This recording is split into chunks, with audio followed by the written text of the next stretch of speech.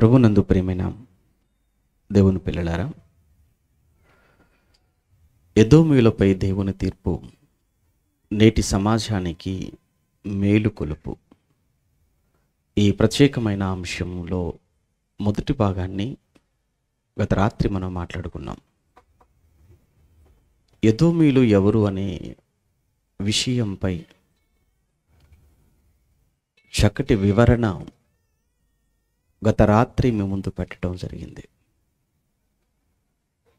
ఎదోమీయులు అనగానే ఒకనాడు ఇస్సాకు యొక్క ఇద్దరు కుమారులలో జ్యేష్ఠుడు పెద్దవాడు ఏశావు అని, ఆ ఏశావే ఎదోము అని, ఆ ఎదోము నుంచి వచ్చిన సంతానమే ఎదోమీయులు అని, ఎదోమీయులకు మూల పురుషుడు ఎదోము అనే మాట కూడా బైబిల్లో వ్రాయబడటం మనం చూస్తుంటాం.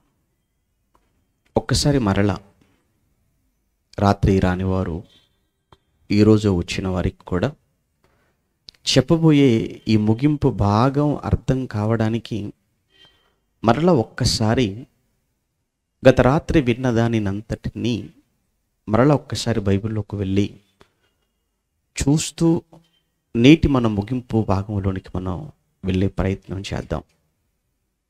ఆదికాండం 32వ అధ్యాయం.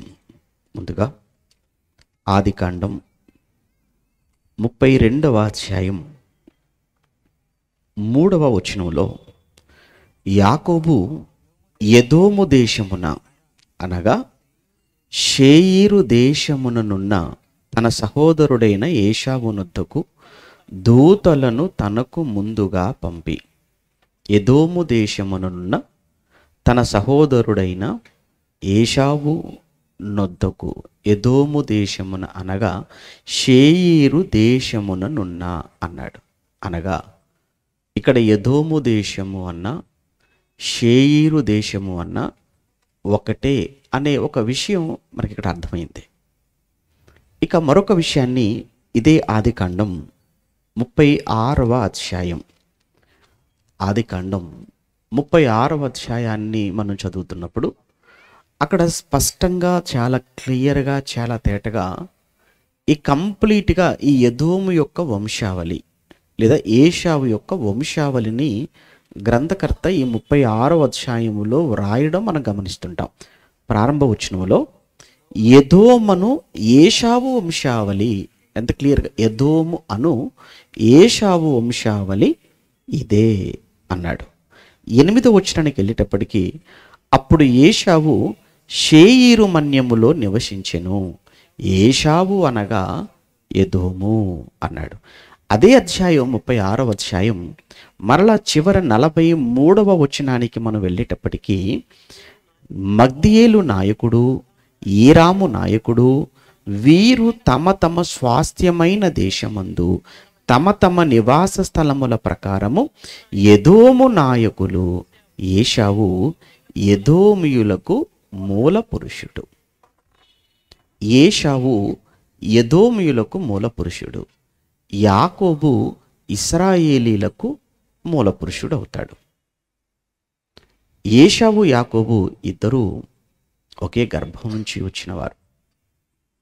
రిబకా గర్భములో కవలలుగా ఉన్న సమయంలో పెనుగులాటలో కంగారైపోయి నేను బ్రతకలేనిక చావడం మంచిది అని అనుకున్న సమయంలో దేవుడు రిబకామ్మతో చెప్పిన మాట, అమ్మా నీ గర్భంలో ఇద్దరుగా ఉన్నారు, ఆ ఇద్దరు రెండు జనాంగములు, రెండు జనపదములు, నీ గర్భములో ఉన్నటువంటి ఇరువురు రెండు జనపదములకు, రెండు జనాంగాలకు మూల పురుషులమ్మా అన్నాడు.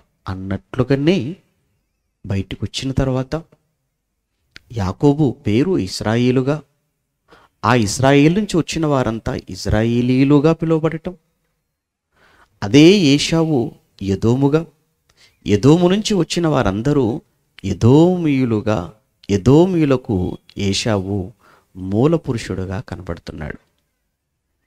ఇక ఇతను ఎందుకు ఎదోముగా పిలువబడ్డాడు అన్న దానికి, అతను జ్యేష్ఠత్వాన్ని ఎలా పోగొట్టుకున్నాడు అనే విషయాన్ని గత రాత్రి మనం కొన్ని మాటల్లో మనం చూసాం.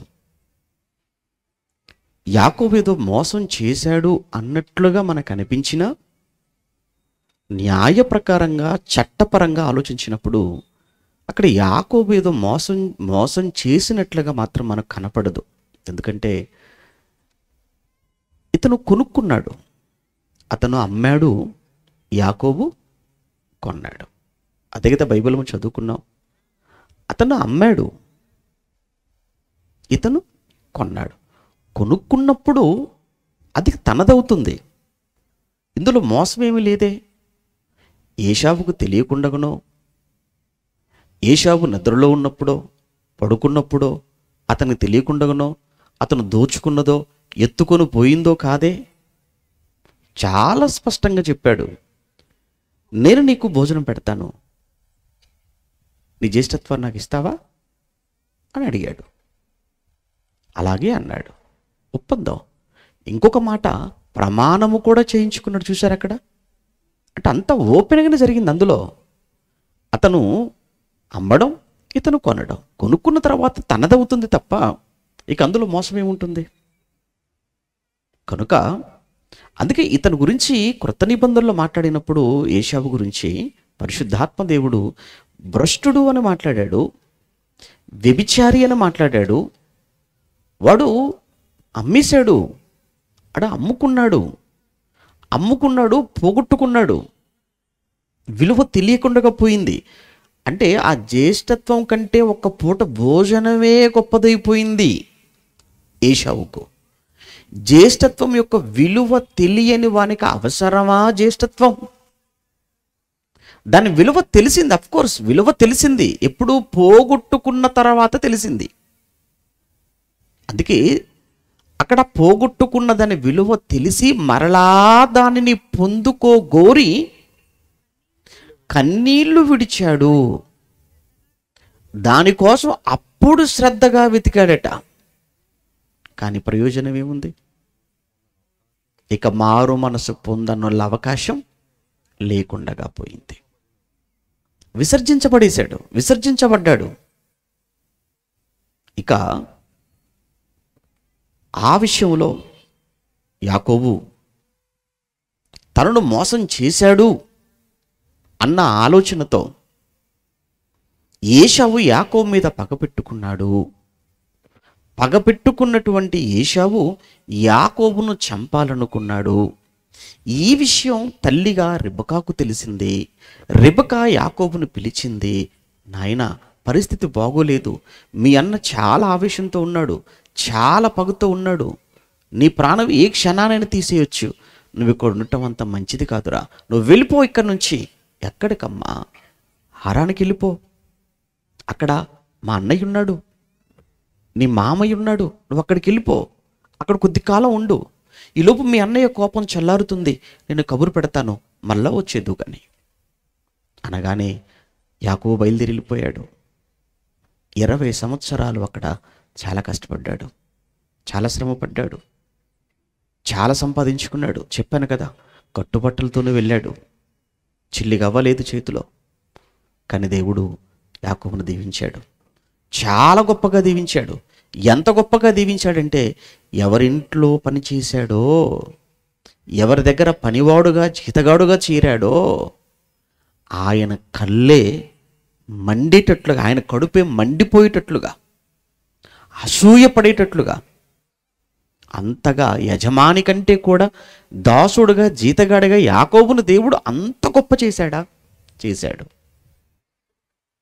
అది లాబాను చూశాడు, లాబాను కుమారులు చూశారు, వీడేంట్రా పనివాడుగా వచ్చి మనకంటే గొప్పవాడైపోతున్నాడు. దేవుడు చూశాడు, వాళ్ళ మనసును కనిపెట్టాడు, యాకోబును పిలిచాడు, ఆయన యాకోబు, మీ మామ మనసు అప్పుడున్నట్టు లేదు, ఇప్పుడు నీ బావమర్దులే కానీ చూపు బాగోలేదు, నిన్న ఉన్నట్లు మొన్న ఉన్నట్లుగా లేరు ఈరోజు వీళ్ళు, కనుక నువ్వు ఇక్కడ ఉండటం అంత మంచిది కాదు, అసూయపడే వాళ్ళ దగ్గర నువ్వు ఉండలేవు, వెళ్ళిపోయి ఇక్కడి నుంచి అన్ని సర్దేసుకొని బయలుదేరిపోయాడు. కానీ ఇప్పుడు అక్కడికి వెళ్ళిపోతే అన్నున్నాడే ఏశావు. అందుకే వర్తమానం పంపాడు దూతలతో, 400 మందితో ఆయన బయలుదేరాడు. ఇక ఈ మధ్యలో ఏం జరిగిందో రాత్రి మనం చూసాం. 7 మార్లు యాకోబు గారు అతనికి ఎదురుగా సాష్టాంగపడుతూ వెళ్ళాడు. అటువైపుగా ఏశావు కూడా పరిగెత్తుకొని వచ్చాడు, తమ్ముణ్ణి కౌగిట్లోకి తీసుకున్నాడు. ఇద్దరు ఒకరి మీద ఒకరు పడిపోయి మెడల మీద ముద్దు పెట్టుకున్నాడు అని, ఇద్దరు కన్నీళ్లు పెట్టుకున్నారు అని. అప్పటి వరకు వారి మధ్య ఉన్నటువంటి ఆ కోపం, లేదా ఏశావుకు యాకోబు మీద ఉన్న కోపం, పగ చచ్చిపోయింది, ప్రేమ ప్రారంభమైంది. ఎవరు తమ్ముడు వీళ్ళు? నీ దాసునికి ఆ హారానులో దేవుడిచ్చినటువంటి సంతానం లేయా, ఆ పిల్లలతో అనగానే లేయా వచ్చింది, పిల్లలతో ఏశావుకు సాష్టాంగ పడిపోయింది. రాహేలు యోసేపుని తీసుకుని వచ్చింది, ఏశావుకు సాష్టాంగ పడిపోయారు. ఆ తర్వాత పరిస్థితి చూస్తే, అన్నయ్య దేవుడు నాకు చాలా సంపద ఇచ్చాడు, చాలా ఆస్తి ఇచ్చేశాడు, ఇదిగో ఇందులో నీకు కావాల్సింది ఉంచేసుకోను, ఇది కానుక, నాకొద్దురా, నాకు చాలా ఉంది, అయినా పర్వాలేదు నువ్వు తీసుకో, ఉంచుకో. బలవంతం చేశాడు. బలవంతం చేయటం వలన ఏశావు యాకోబు ఇచ్చిన కానుకలు తీసుకొని తన ప్రాంతానికి తను వెళ్ళిపోయాడు. అదే మనం 36లో చదువుకుంటాం, 32, 36లో చదువుకుంటాం. అదే షేయీరు ప్రాంతం, అదే ఎదోము ప్రాంతం, తను అక్కడికి వెళ్ళిపోయాడు. ఇక్కడ యాకోబు తన సంతానముతో పాలస్తీనా కనానులో ఉంటే, కింద దక్షిణ భాగం, మనం యోధాకు కింది భాగాన్ని మనం చూస్తున్నప్పుడు, ఆ దక్షిణ భాగం మృత సముద్రాన్ని ఆనుకొని కింది భాగంలో ఈ ఎదోము ప్రాంతం లేదా షేయీరు మన్యం పర్వత ప్రాంతం, అక్కడ ఏశావు తన సంతానం ఇక వాళ్ళందరూ అక్కడ ఆ ప్రాంతంలో వాళ్ళు సెటిల్ అయిపోయినట్లుగా చూస్తున్నాం. ఇక్కడ ఈ కనానులో యాకోబు తన కుమారులు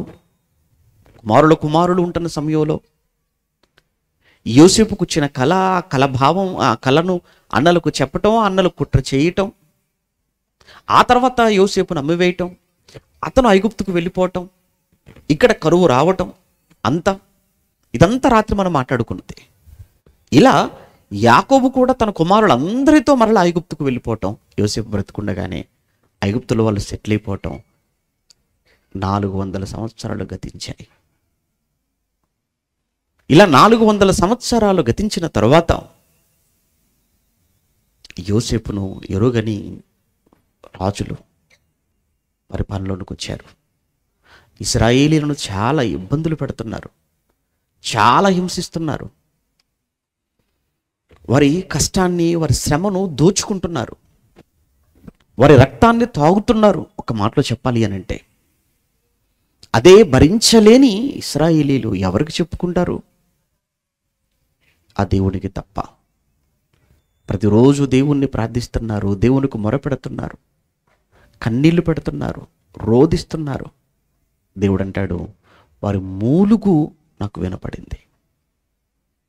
అందుకే ఒక కారణ జన్ముడుగా మోషేకు జన్మనిచ్చాడు. ఆ సమయంలో మోషే అహరోనుల నాయకత్వంలో ఐగుప్తు నుంచి ఇశ్రాయేలును విడిపించడానికి ఐగుప్తీయులకు దేవుడు ఎలా బుద్ధి చెప్పాడో, ఎలా వారి యొక్క గర్వాన్ని అణిచివేశాడో తెగుళ్ళ ద్వారా మనకు తెలుసు. ఫరోను కానీ, సైన్యాన్ని కానీ ఇశ్రాయేలును చూస్తుండగానే ఆ ఎర్ర సముద్రంలో ముంచివేశాడు. ఇక ఇశ్రాయేలీలందరూ మోషే నాయకత్వంలో వారు ప్రయాణమయ్యారు, తిరిగి కనాను, వారు హోమ్ల్యాండ్, వారి స్వదేశానికి తిరిగి వచ్చేస్తున్నారు. ఆ వారి స్వదేశానికి వచ్చే క్రమములో వారు ఎదోము గుండా వెళితే త్వరగా వాళ్ళు అక్కడికి చేరుకుంటారు, వారి భూభాగానికి త్వరగా చేరుకుంటారు. అది రాత్రి మనం అక్కడ ఆగిపోయాం. వారు ఎదోము గుండా వెళితే త్వరగా వారు చేరుకోవలసినటువంటి ఆ ప్రాంతానికి వాళ్ళు చేరుకుంటారు. అయితే ఆ ఎదోము యొక్క పొలిమేరలు ఆ బార్డర్స్లోకి వచ్చారు. మరి వారి దేశ సరిహద్దులోనికి వచ్చినప్పుడు ఆ దేశం రాజు యొక్క అనుమతి తీసుకున్నాకనే ఆ దేశం గుండా వెళ్ళాలి. అది పద్ధతి, అది మర్యాదది. అందుకే ఆ బార్డర్లో ఉన్నప్పుడు మోషే దూతలను పంపాడు ఎదోము రాజు దగ్గరకు. ఎదోము రాజు దగ్గరకు వెళ్ళిన దూతలతో ఆ ఎదోము రాజు అంటే అప్పటికి వీరికి ఒక దేశం లేదు. చూడండి, అప్పటికి ఇశ్రాయేలుకు ఒక దేశం లేదు, రాజు లేడు, నాయకులు అధిపతులు లేరు. కానీ ఎదోమీలకు రాజు, నాయకులు, పట్టణాలు, వెల్ సెటిల్డ్ వాళ్ళు. దూతలను పంపి పర్మిషన్ కోసం వెళ్ళినప్పుడు ఎప్పుడైతే ఈ దూతలు, మోషే పంపిన దూతలు, రాయబారులు వెళ్ళి ఎదోము రాజు ముందు నిలబడి, అయ్యా మోషే పంపాడు, మోషే ఇశ్రాయేలీలకు నాయకుడు, ఇశ్రాయేలీలు ఇన్ని సంవత్సరాలుగా, వందల సంవత్సరాలుగా ఐగుప్తు దేశంలో చాలా బానిస బ్రతుకులు బ్రతికారు, చాలా అవమానాలు భరించారు, చాలా నిందలు భరించారు, ఎన్నో శ్రమలకు వచ్చారు. ఇదిగో వారు స్వదేశమైనటువంటి కనానుకు బయలుదేరారు. మీ దేశం గుండా వెళ్ళిపోవడానికి మీ అనుమతి కోసం మోషే పంపించాడు మీ దగ్గరకు. వీళ్ళెవరు? ఎదోమీయులు, వారి సహోదరులే కదా, ఏశావు సంతానమే కదా. వీళ్ళెవరు? యాకోబు సంతానమే కదా, అన్నదమ్ముల పిల్లలే కదా వీళ్ళు. అలానే ఇశ్రాయేలు గురించి ఎదోమీయులకు తెలియదు అని అనుకుందామా? తెలుసు. పోనీలే, ఇంతకాలానికైనా మా సహోదరులు ఐగుప్తు నుంచి స్వతంత్రులుగా వారి దేశానికి బయలుదేరారు, మార్గం ఇచ్చే దారిచ్చేద్దాం, వెళ్ళిపోతారు కదా అని అనుకోవాలి. కానీ ఎలా మాట్లాడాడో ఎదోము రాజు మరలా ఒక్కసారి అక్కడి నుంచి ప్రారంభిద్దాం. ఒక్కసారి సంఖ్యాకాండం 20వ అధ్యాయం 18వ వచనము నుంచి, సంఖ్యాకాండం 20వ అధ్యాయం 18వ వచనము నుంచి, సంఖ్యాకాండం 20వ అధ్యాయం 18లో ఎదోమీయులు, నీవు నా దేశములో బడి వెళ్ళకూడదు, నేను ఖడ్గముతో నీకు ఎదురుగా వచ్చేదను సుమి అని అతనితో చెప్పగా. వాళ్ళు యుద్ధానికి కాదు కదా. ఎదోము రాజు ఎందుకంత ఆవేశపడుతున్నావయ్యా నువ్వు? నీ మీదకి యుద్ధానికి కాదు కదా వాళ్ళు వచ్చేది, అలానే అక్కడ ఉండటానికి కూడా కాదు కదా. ఏమండి, ఎంత చక్కగా మోషే ఆ దూతలకు చెప్పి పంపాడు మనకు తెలుసు కదా. అయ్యా, మీ పంట చేలలో పడి వెళ్ళం, మీ పంట పొలాలు మేము పాడు చేయం, మీ నూతిలో మీ బావుల్లో నీళ్లు కూడా మేము త్రాగం. ఒకవేళ ఇన్ కేస్ ఒకవేళ ఏదైనా కానీ మా వల్ల మీకు నష్టం, ఒక నీళ్లు తాగినా, ఆహారమైనా ఏదైనా జరిగితే దానికి మేము తిరిగి మీకు ఆ ఖరీదు మరలా మీకు ఇచ్చేస్తాం, అది మరలా మీకు మీ చేతులు పెడతాం అన్నప్పుడు మీరు రావడానికి వీలు లేదు. మీరు కానీ కాదని వస్తే కత్తికి పని చెప్పవలసి వస్తుంది. ఖడ్గముతో అన్నాడు, అన్నంత పని చేశాడు. 20వ వచనం చూద్దాం. అన్నంత పని చేశాడు. అంతటా ఎదోము బహు జనముతోనూ మహాబలముతోనూ బయలుదేరి వారికెదురుగా వచ్చెను. ఎదోము ఇశ్రాయేలు తన పొలిమేరలలో పడి దాటిపోవుటకు సెలవియ్యలేదు గనుక ఇశ్రాయేలీలు సైలెంట్గా, మౌనముగా అతని యొద్ద నుంచి తొలగిపోయిరి.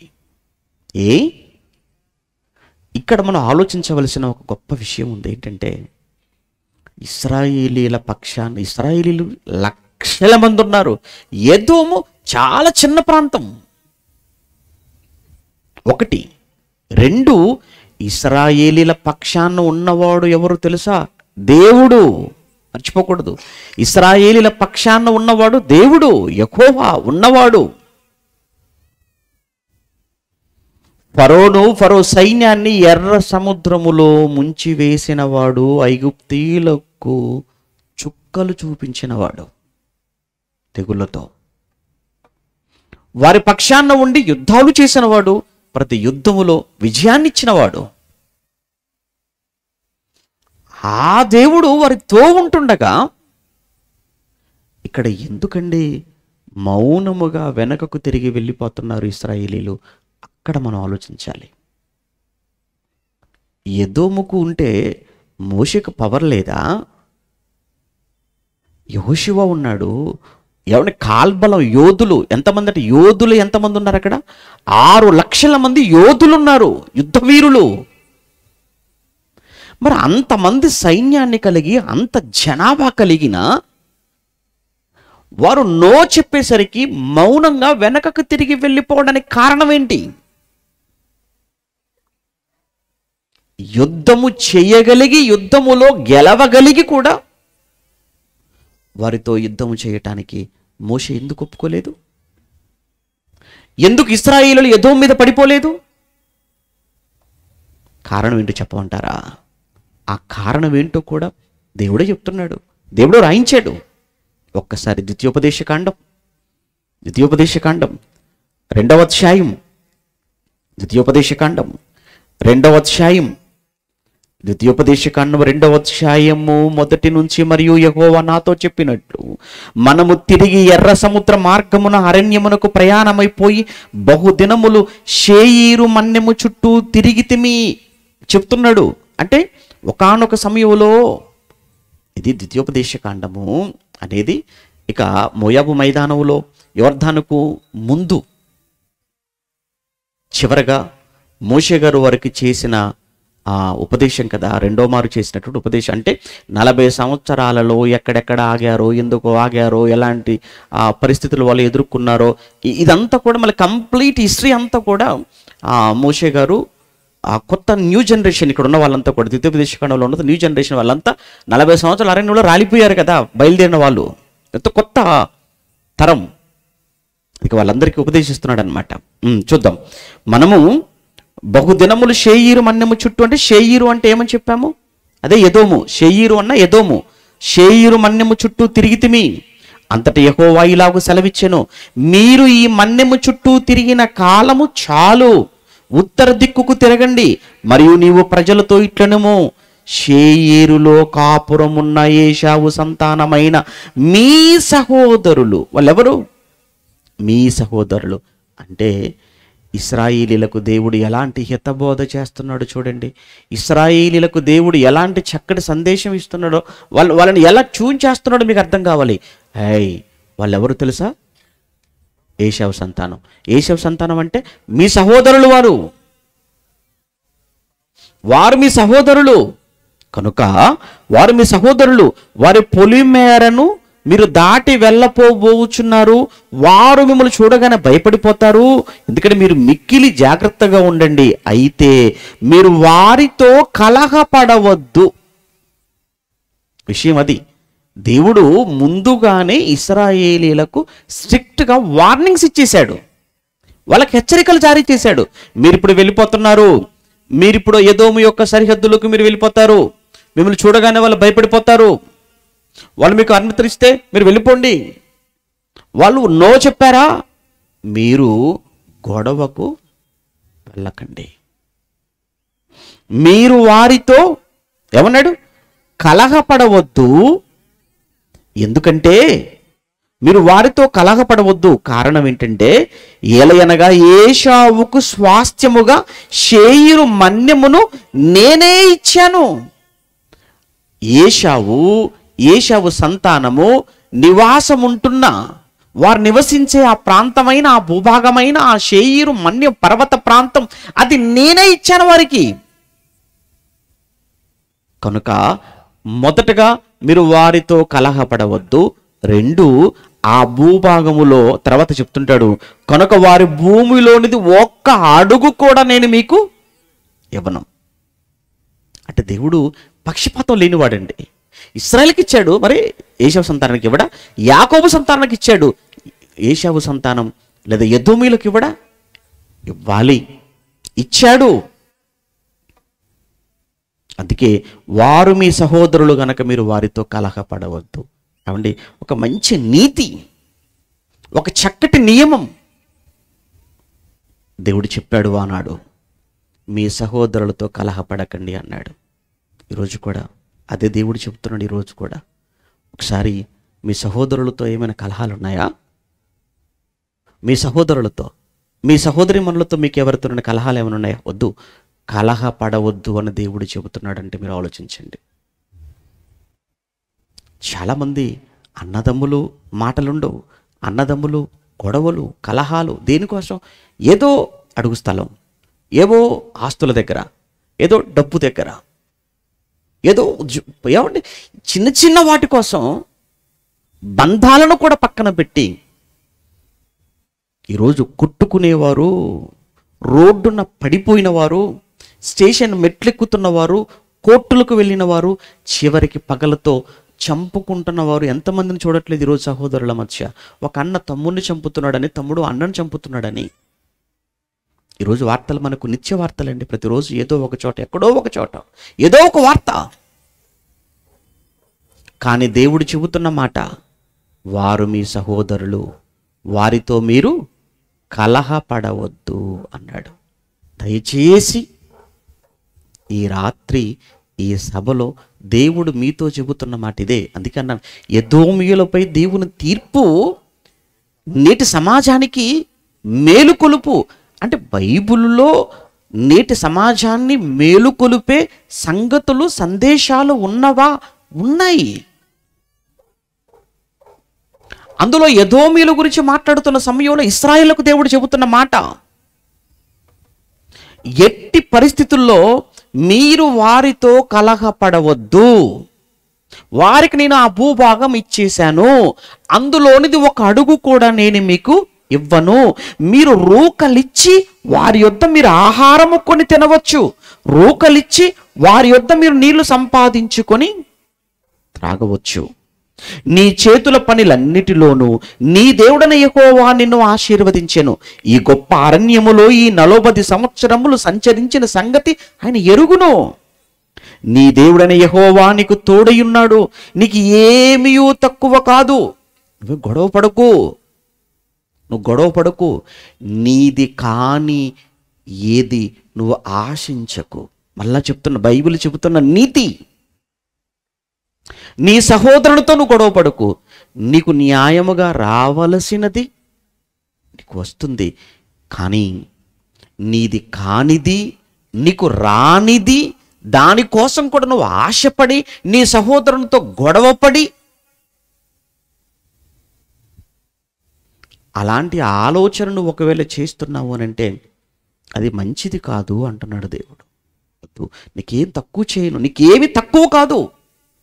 నేనున్నాను కదా, నేను ఉన్నవాడను కదా, ఉన్నవాడనైనా నేను నీతో ఉండగా నీకు ఏం కొదువు ఉంటుంది, ఏమి తక్కువ ఉంటుంది? దేవుడి మాట, దేవుని అభయం. ఇంకేమన్నాడు తర్వాత మాటలు మనం చదువుతున్నప్పుడు, అప్పుడు శేయీరులో నివసించు ఏశావు సంతతి వారైన మన సహోదరులను విడిచి ఏలతు, ఏసోన్గెబెరు, అరాబా మార్గము నుండి మనము ప్రయాణము చేసితిమి. అంటే ఇక్కడ ఈ ఎదోము ప్రాంతములో, ఈ శేయీరు ప్రాంతములో ఏలతు, ఏసోన్గెబెరు అనేటువంటివి కూడా రెండు ఈ శేయీరు ప్రాంతములో ఉన్న పట్టణాలు, ఎదోము పట్టణాలు అనగానే మనకు ఇప్పుడు చెప్పుకున్న ఈ ఏలతు అనేది కానీ, ఏసోన్గెబెరు అనేది కానీ, తేమాను అనేటువంటిది కానీ, ఆ తర్వాత రాత్రి ఇంకోటి చెప్పాను బొస్రా అని కానీ, దెదాను అని కానీ, షెలా కానీ, ఇవేంటంటే ఇవన్నీ కూడా ఎదోము ప్రాంతములో ఉన్న పట్టణాలు. ఆంధ్రాలో విజయవాడ, గుంటూరు, కర్నూలు, ప్రకాశం, విశాఖపట్నం, రాజమండ్రి, ఇవన్నీ ఆంధ్రలో ఉన్న పట్టణాలు అని ఎలా అంటామో, ఎదోము భూభాగములో ఉన్నటువంటి పట్టణాలు ఇవన్నీ. కనుక ఎక్కడ ఆ పట్టణాల పేరెత్తినా అది ఎదోము గురించి చెప్పబడినదిగా మనం భావించాలి. బైబిల్ చదువుతున్నప్పుడు డైరెక్ట్గా కొన్ని చోట్ల ఎదోము అనడు, తేమాను అంటాడు. అనగానే మళ్ళీ ఇదేంటి అని మీరు అనుకోకండి. అంటే అది కూడా ఎదోము అని. బొస్రా అంటాడు, ఇది ఎక్కడిది అని మీరు కన్ఫ్యూజ్ అవ్వాల్సిన పని లేదు. అది కూడా ఎదోము గురించి మాట్లాడుతున్నాడు అని ఈ క్లారిటీ మనకు ఉండాలి. ఓకే, అంటే ఆ రోజు ప్రయాణంలో ఎదోము భూభాగానికి వచ్చి మోషే వారి యొద్దకు దూతలను పంపినప్పుడు ఎదోము రాజు ఒప్పుకోలేదు. ఒప్పుకోకపోగా వారి మీదికి యుద్ధానికి వచ్చాడు. కానీ యుద్ధానికి వస్తే మోషే, యెహోషువ, సైన్యం, ఇశ్రాయేలీలు లక్షలాది మంది మౌనముగా వెనకకు తిరిగి వెళ్ళిపోయారు. కారణం ఏంటన్నది ఇక్కడికి వస్తే కానీ మనకు అర్థం కాలేదు. ఎందుకంటే దేవుడు ముందుగానే స్ట్రిక్ట్గా మోషేకు చెప్పాడు ఏంటంటే, మీరు అక్కడికి వెళ్ళిన తర్వాత మీరు వారితో కలహపడవద్దు, మీరు వారితో అసలు గొడవ పడకండి. వెళ్ళనిచ్చారా, డబ్బులిచ్చి నీళ్లు తాగండి, డబ్బులిచ్చి భోజనం చేయండి, అంతే తప్ప ఒకవేళ వాళ్ళ అనుమతి ఇవ్వకపోతే సైలెంట్గా వెనకకి తిరిగి వెళ్ళిపోండి.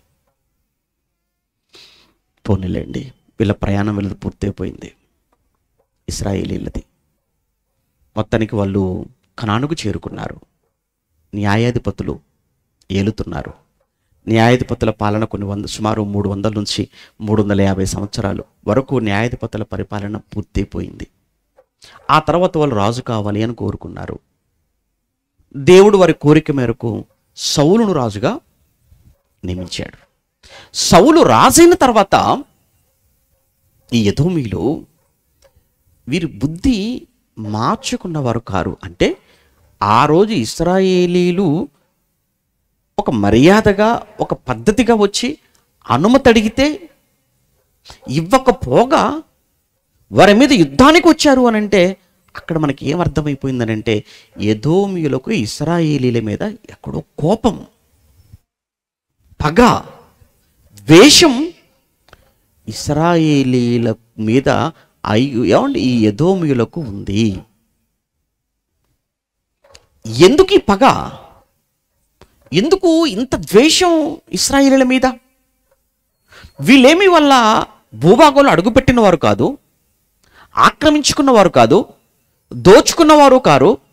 అయినా ఎందుకు ఈ ఎదోమీయులు ఇశ్రాయేలీల పట్ల అంత ద్వేషభావంతో ఉన్నారు? అది ఇక్కడ మనం ఆలోచించాలి. దీనికి కారణం ఏమై ఉండొచ్చు? ఇది ఎక్కడ మనం వారి ముగింపు వరకు మనం చూస్తుంటే, ఎదోమీయుల ముగింపు వరకు కూడా ఇశ్రాయేలీల మీద ఎదోమీయులు ఎప్పుడు కూడా సాఫ్ట్ కార్నర్గా మనకు ఉన్నట్లు కనబడదు. కానీ ఎప్పుడు కూడా వారి మీద ద్వేషం, ఎప్పుడు కూడా ఇశ్రాయేలీల మీద పగే ఉన్నట్లు కనబడుతుంది తప్ప ఎక్కడ కూడా వారి మీద ఒక మంచి అభిప్రాయము ఇశ్రాయేలీల మీద లేదు అని చెప్పడానికి బైబిల్లో మనకు కనిపించే కొన్ని సాక్ష్యాలు ఏంటంటే, సౌలు కాలంలో సమూయేలు మొదటి గ్రంథం 14లో ఉంటుంది. అన్నీ మీకు చెప్పను, చూపించే సమయం లేదు. సమూయేలు మీరు మొదటి గ్రంథం 14వ అధ్యాయం మీరు చదువుతున్నప్పుడు అక్కడ కూడా సౌలు కాలంలో కూడా ఎదోమీయులతో యుద్ధము చేయవలసిన పరిస్థితి. దేవుడు తోడుగా ఉండి ఎదోమీయుల మీద యుద్ధం చేసి ఎదోమీయుల మీద విజయాన్ని ఇవ్వగా వారు విరిగిదాసులైపోయారు. అక్కడ సౌలు కాలం అది. సౌలు తదనంతరము దావీదు రాజయ్యాడు. దావీదు అధికారంలోకి వచ్చిన తర్వాత కూడా మీరు దినవృత్తాంతముల మొదటి గ్రంథము 18వ అధ్యాయాన్ని మీరు చదువుతున్నప్పుడు 11, 12 వచనాలలో, దినవృత్తాంతముల మొదటి గ్రంథము 18, 11, 12 వచనాలను చదువుతున్నప్పుడు అక్కడ కూడా దావీదు ఎదోమీయుల మీద యుద్ధానికి వెళ్ళాడు. ఎదోమీయులపై జరిగిన యుద్ధంలో దేవుడు దావీదుకు విజయాన్ని ఇవ్వటం, ఎదోమీయులను వారు జయించి వారిని వీరు బానిసలుగా చేసుకోవటం మనకు కనబడుతుంది. ఇక మరి దావీదు వారిని ఎందుకంటే గెలిచిన తర్వాత ఖచ్చితంగా ఓడిపోయిన వారు గెలిచిన వారికి కప్పం చెల్లించాలి. అలానే దాసులుగా బానిసలుగా ఉండాలి. అది రాజనీతి ఆ రోజు. అలానే అక్కడ నుంచి అంటే ముందు నుంచి, ఇది ఇప్పటిది కాదు, వందల సంవత్సరాల నాటి నుంచి ఎదోమీయులకు ఇశ్రాయేలీల మీద పగ, ద్వేషం, కక్ష లేదనుకుంటే 100 ఏండ్లు బాధలు అనుభవించి, శ్రమలను అనుభవించి, దేవుని దయ వలన, దేవుని కృపతో ఐగుప్తు నుంచి విడిపించబడి లక్షలాది మందిగా వారి స్వదేశానికి వెళుతూ వారి సరిహద్దులోకి వచ్చి, అయ్యా మాకు వెళ్ళడానికి దారి ఇవ్వండి, చాలు, మీ ఇక్కడ ఉండటానికి కాదు, వెళ్ళడానికి దారి ఇవ్వండి అన్నప్పుడు కత్తికి పని చెప్పవలసి వస్తుంది అన్నాడే. అన్న తర్వాత న్యాయాధిపతులు 300 సంవత్సరాలకు పైగా పరిపాలించారు. సౌలు 40 ఏండ్లు, దావీదు 40 ఏండ్లు, 80, అంటే అది జరిగి కూడా ఎంతకాలం అంటే సుమారు మళ్ళీ 400 ఏండ్లు. అయినా ఈ ఎదోమీయులకు ఇశ్రాయేలీల మీద ద్వేషం, పగ. ఇక రెండు, ఎందుకు ఎదోమీయులు అంత ద్వేషం, అంత పగను పెట్టుకొని ఎంతమంది ఉంటే ఇశ్రాయేలీల సంఖ్య, వారి మీదికి వారు యుద్ధానికి రావటానికి గల కారణం ఏంటంటే వారికి ఉన్నటువంటి గర్వం, వారికి ఉన్న అహంకారం. ఇంతకీ దేన్ని చూసుకుని వాళ్ళు అంత గర్వం, అంత అహంకారంతో వాళ్ళు విర్రవిగుతున్నారు, పొంగిపోతున్నారు అని అంటే, ఒకటి వారికి ఉన్న జ్ఞానం, రెండు వారు కట్టుకున్న ఆ నిర్మాణాలు. వారు నివాసం ఉన్నదంతా కూడా ఆ పర్వత ప్రాంతం. ఆ పర్వత ప్రాంతం అది కూడా ఎలా ఉంటుందని అంత ఎరుపు, వీళ్ళు ఎరుపు, వాళ్ళున్న ప్రాంతం ఎరుపు, కొండలు ప్రాంతం. అందులో వాళ్ళు ఏర్పాటు చేసుకున్న నివాసాలు,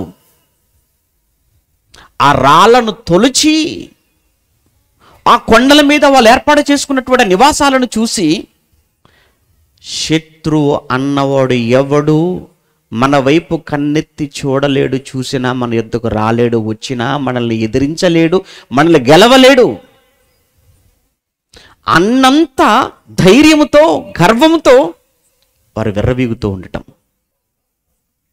ఇక ఇదే అహంకారంతో, ఇదే గర్వంతో ఉంటున్నటువంటి ఈ ఎదోమీయులు, వారికి ఉన్నటువంటి జ్ఞానం, అదే సమయంలో వారు నిర్మించుకున్న నిర్మాణాలను చూసి పొంగిపోతూ, అంత జ్ఞానం కలిగి అంత చక్కటి నిర్మాణాలను మేము కట్టుకున్నప్పటికీ కూడా అలా నివాసం ఉంటున్న అలాంటి ప్రాంతాలలో దావీదు కానీ సౌలు గారి కాలంలో కానీ వారిని జయించటం, అంతకు మించి వారిలో పేరుకొనిపోయినటువంటి కొన్ని వందల సంవత్సరాలుగా వారిలో పేరుకొనిపోయిన ఒక అభిప్రాయం ఏంటంటే, యాకోబు ఏశావును మోసం చేశాడు. యాకోబు ఏశావును మోసం చేశాడు. అది నిజంగా మోసం చేశాడా? లేదే. అంటే వీళ్ళకి ఎలా నేర్పించేశారు, వాళ్ళు ఎలా ఫిక్స్ అయిపోయారు అంటే వాళ్ళ బ్రెయిన్స్ అన్నీ కూడా, యాకోబు మా మూల పురుషుడైన ఏశావును మోసం చేశాడు, మోసం చేసి జ్యేష్ఠత్వాన్ని లాగేసుకున్నాడు, దీవెలను అతనే పొందుకున్నాడు. కానీ అది నిజం కాదే. అది కానీ ఒక తప్పుడు అభిప్రాయం, ఒక తప్పుడు ఆలోచనను, అసలు వాస్తవానికి ఏశావు ఏ యాకోబు మోసం చేశాడు అనుకున్నాడో వాళ్ళే ప్రేమతో కలిసిపోయారు, వాళ్ళే పగను సమాధి చేస్తే, కానీ తర్వాత వచ్చిన వాళ్ళు మాత్రం ఆ పగకు, ఆ కక్షలకు వాళ్ళు ప్రాణం పోసినట్టుగా కనబడుతుంది మనకు వచ్చిన జనరేషన్స్కు.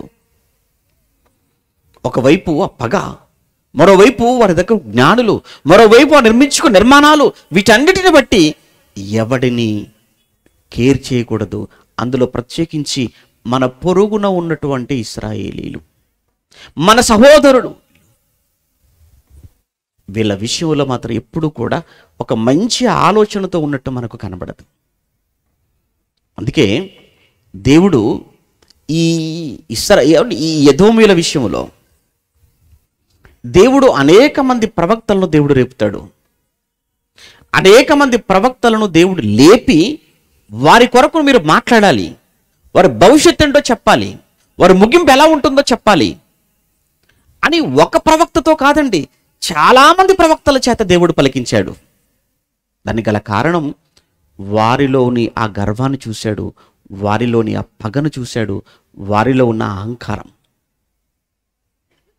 అసలు బైబిల్లో మనకు ఓబద్య అనే ఒక చిన్ని పుస్తకం, పాత నిబంధన అంతటిలో ఒకే అధ్యాయం కలిగిన అతి చిన్న పుస్తకమే ఓబద్య.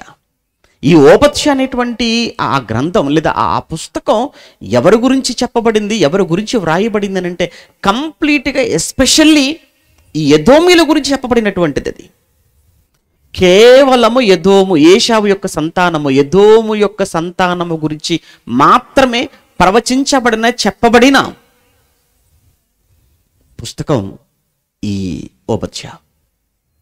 ఈ ఓబద్య ద్వారా దేవుడు వారి మీదికి రాబోతున్న, ఎదోమీయుల మీదికి రాబోతున్న తీర్పులు, ఎదోమీయులకు దేవుడు విధించబోతున్న శిక్షలను దేవుడు ఓబద్య ద్వారా రాయిస్తున్నాడు. అసలు ఎందుకు దేవుడు వీరిని శిక్షించబోతున్నాడు, ఎందుకు దేవుడు వీరికి తీర్పు తీర్చబోతున్నాడు, ఎందుకు దేవుడు వీరిని పడగట్టబోతున్నాడు అనేటువంటి ఆ విషయాలు మనకు తెలియాలి అని అంటే ఒకసారి మన చరిత్రలోనికి వెళ్ళాలి. ఆల్రెడీ కొంత అవగాహన మనకు వచ్చింది. ఏంటంటే వీళ్ళు కొన్ని వందల సంవత్సరాలుగా ఆ పగను వీళ్ళు పెంచుకుంటూ వస్తున్నారు ఇశ్రాయేలు మీద, మొదటిది. రెండోది వచ్చేసి వారికున్న జ్ఞానంతో వాళ్ళు విర్రవీగిపోతున్నారు.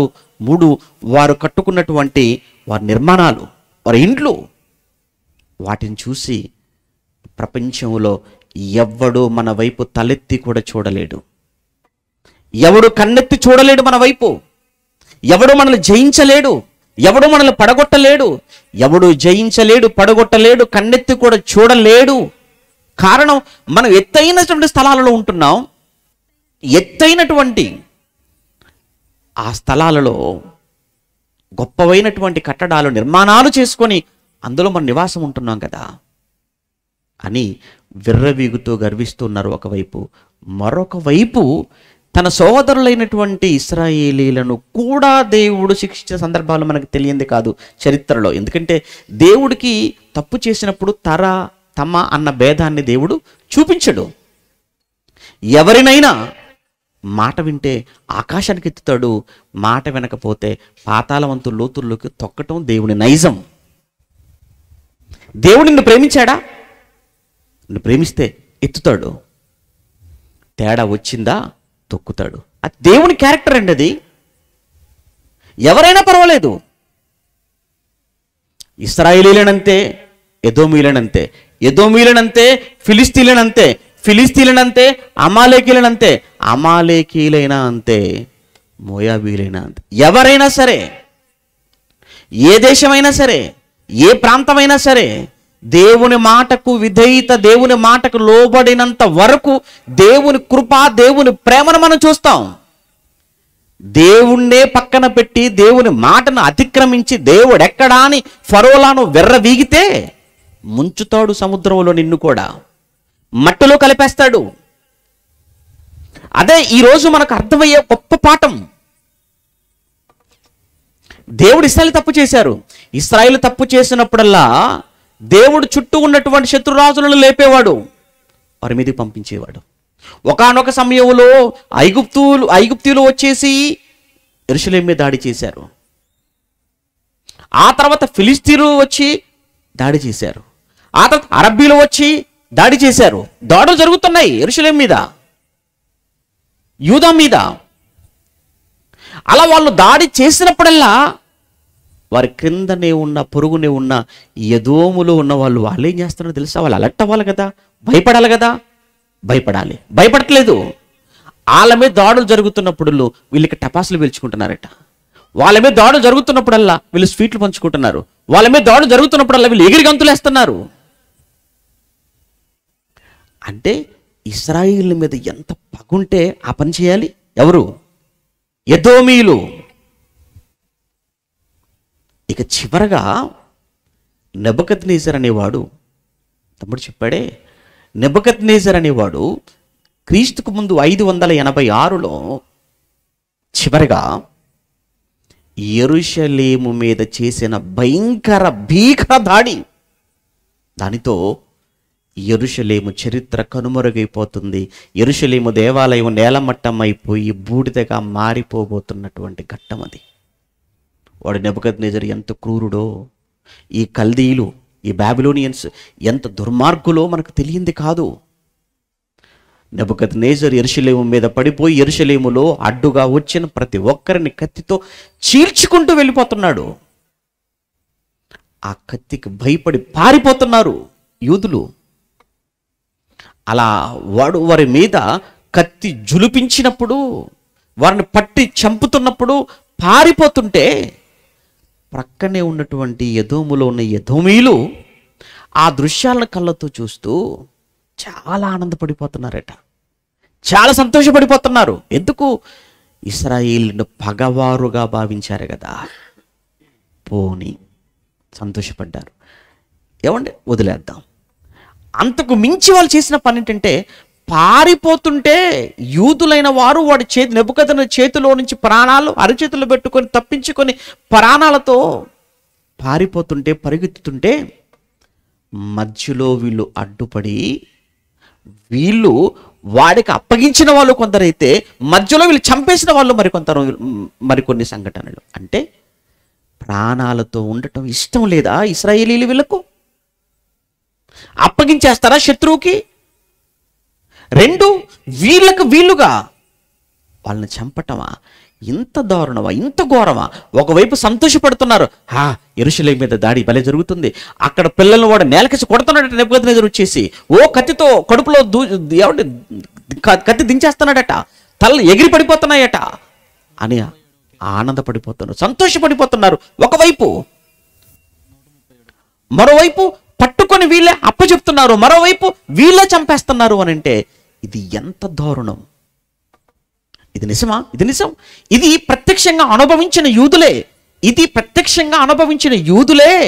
బబులోనికి వెళ్ళిన తర్వాత ఒకానొక సమయంలో అదంతా జ్ఞాపకం చేసుకుంటూ దేవుడికి వాళ్ళు చేస్తున్న మొర, దేవుడికి వాళ్ళు చేస్తున్న ప్రార్థన కీర్తనగా 137లో మనం చదువుకుంటాం. ఒక్కసారి ఆ కీర్తన 137లో 7వ వచనం నుంచి చదువుతున్నప్పుడు, 137 కీర్తన 7వ వచనంలో, యెహోవా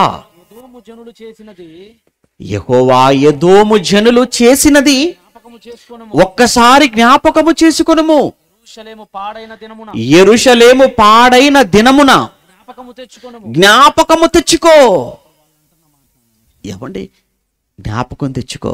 ఎందుకు? ఏం జరిగింది ఆ రోజు? ఏం జరిగిందో చెప్తాను చూడండి. తర్వాత దానిని నాశనము చేయండి అంటున్నారు. ఎవరంటున్నారు? వీళ్ళే. ఎందుకనంటే ఆ రోజు వారు జరిగించిన ఘోరమైన పరిస్థితిని కల్లార చూసిన వాళ్ళు, అనుభవించిన వాళ్ళు వీళ్ళు. ఏమండి, అప్పుడప్పుడు మీరు చూడండి, ఇద్దరు పిల్లలు ఉన్నప్పుడు పెద్దవాడు తప్పు చేశాడు. పెద్దవాడు తప్పు చేసినప్పుడు ఆ చిన్నవాడు ముందు తండ్రి పెద్దవాడిని కొడుతుంటే చిన్నవాడు భయపడిపోయి చేతులు కట్టుకొని సైలెంట్గా ఉంటే మనకి ఏమనిపించదు. అలాగాక వాడిని కొడుతుంటే వీడు ముసి నవ్వుతున్నాడు అనుకోండి, గట్టిగా నవ్వుతున్నాడు అనుకో, చేయడ్డు పెట్టుకొని ముందు వీడిని కొట్టడం ఆపేసి ముందు వాడిని పిలుస్తాం. ఇది మన సైకాలజీ కదా. వీడిని కొడుతున్నప్పుడు ఆటోమేటిక్గా వాడు సెట్ అయిపోవాలి.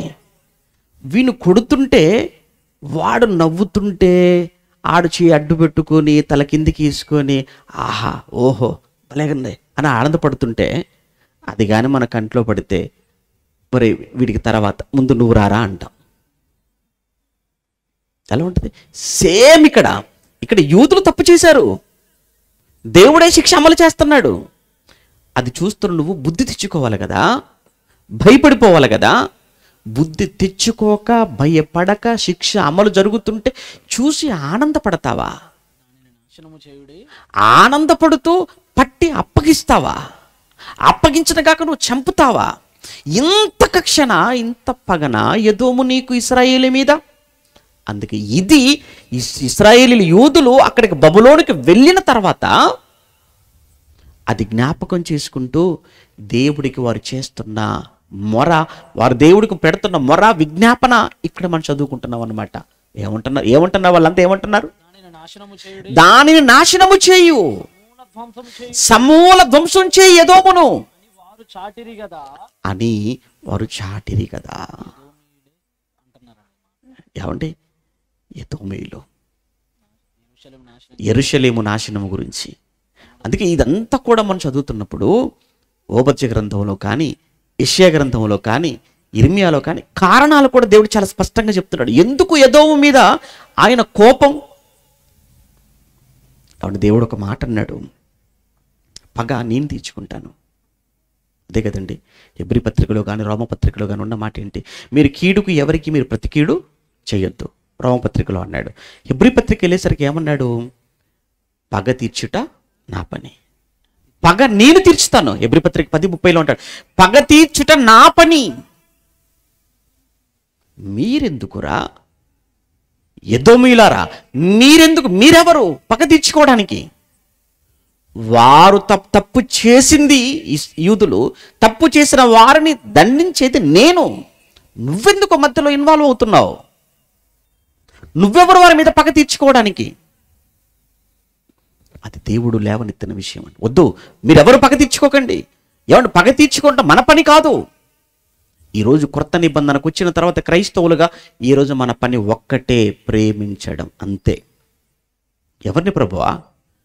శత్రువునైనా ప్రేమించు, హింసించు వారినైనా ప్రేమించు. ప్రభువా నన్ను చాలా ఇబ్బంది పెడుతున్నారు, ప్రార్థన చేయ వాళ్ళ కోసం. శపించు వారిని ఏం చేయమన్నాడు? మీరు దీవించండి అన్నాడు. హింసించు వారి కోసం ఏం చేయమన్నాడు? ప్రార్థన చేయి. ఇది ఈరోజు క్రొత్త నిబంధనకు వచ్చిన తర్వాత క్రైస్తవులుగా దేవుడు నీకు నాకు ఇచ్చిన ఆజ్ఞ. ఈరోజు నీకు పగ ఏంటి? ఈరోజు నీ కోపం ఏంటి? ఎవరి మీద నీ కోపం? ఎవరి మీద పగ? ఎవరి మీద ద్వేషం? ఎవరి మీద కక్ష? ఏం సాధిస్తావు పగ పెట్టుకొని? కోపంతో, ద్వేషంతో నువ్వు సాధించేది ఏమీ లేదు.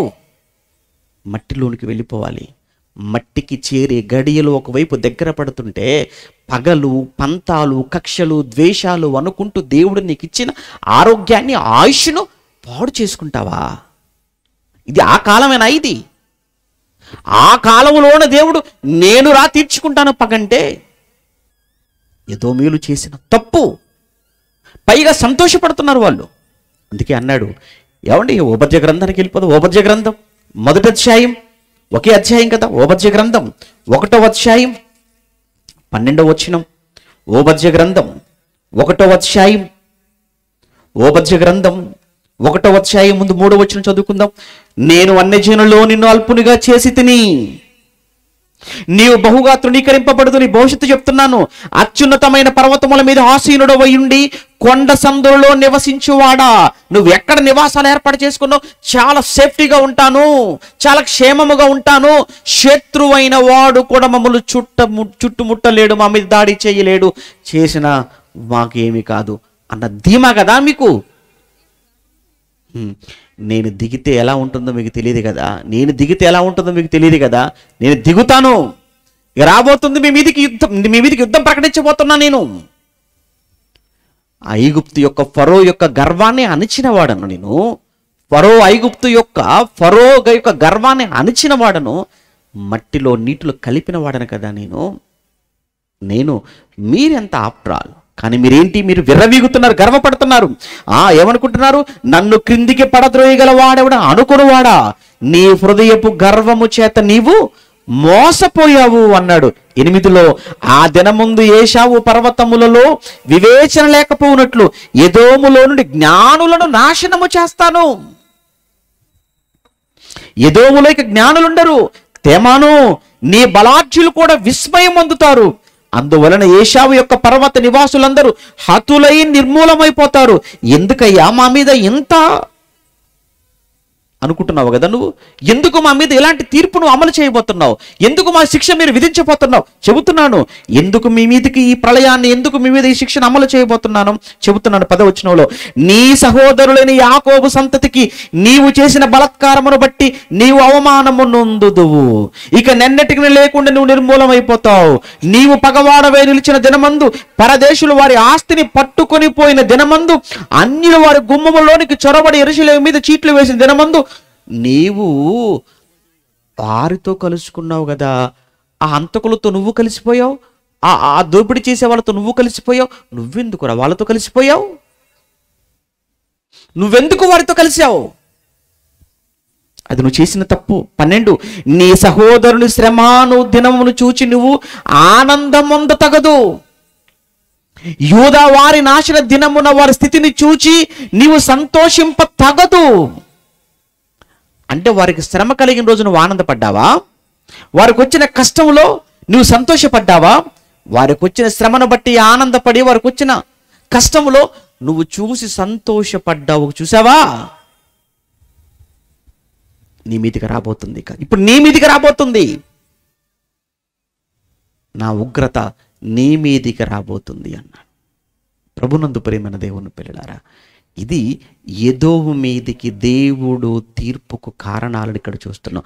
ఎదోమీయుల మీదికి, ఆ ఎదోము ఏశావు సంతానము మీదికి దేవుడు ఎందుకు తీర్పు అమలు చేయబోతున్నాడు, ఎందుకు శిక్ష విధించబోతున్నాడు అంటే కారణం వారిలోని గర్వం మొదటిది. రెండు, ఆ గర్వం చేతనే కదా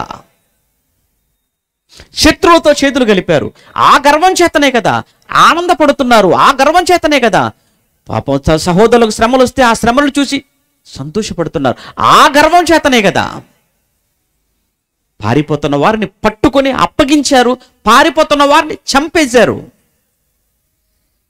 మమ్మల్ని ఎప్పుడు ఏమీ చెయ్యలేడు అని విర్రవీగిపోతున్నారు కదా మీరు. నేను చూపిస్తాను, నేను దిగుతున్నానిక.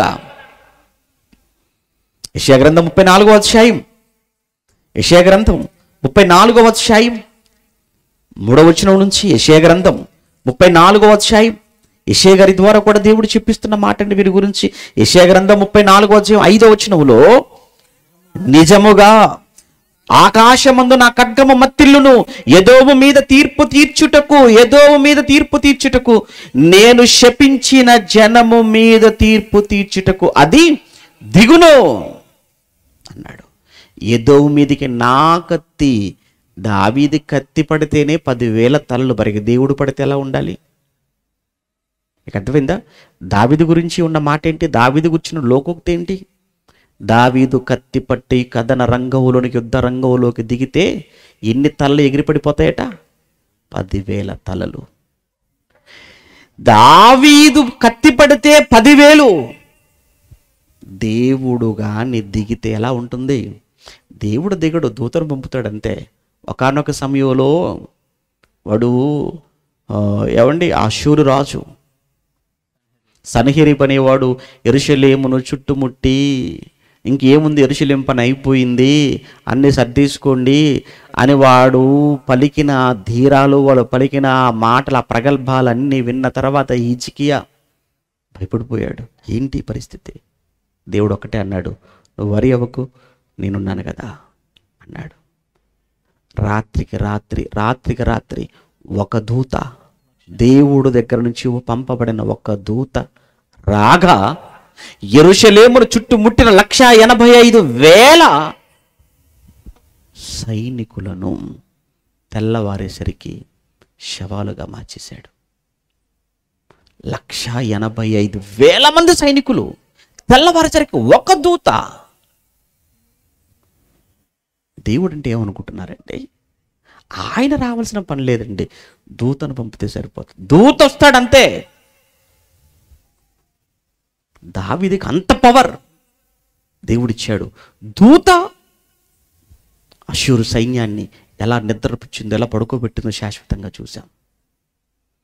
ఎదోము మీదికి దేవుడు కత్తి పంపబోతున్నాడట. ఆయన కత్తి, అదే చెప్తున్నాడు ఇక్కడ. ఏమన్నాడు 5వ వచనంలో, ఎదోము మీద తీర్పు తీర్చుటకు నిజముగా ఆకాశమందు నా ఖడ్గము మత్తిల్లును, ఎదోము మీద తీర్పు తీర్చు, నేను శపించిన జనం మీద తీర్పు తీర్చుటకు అది కత్తి దిగిపోతుంది.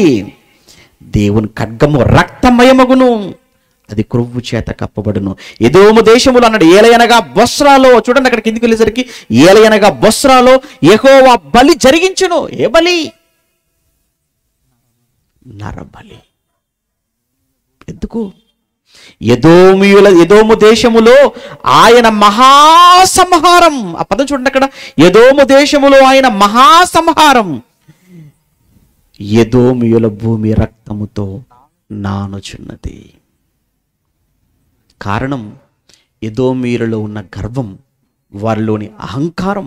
మేము బలార్జులము అనుకుంటున్నారు ఎదోమీయులు. మేము జ్ఞానవంతులము అనుకుంటున్నారు ఎదోమీయులు.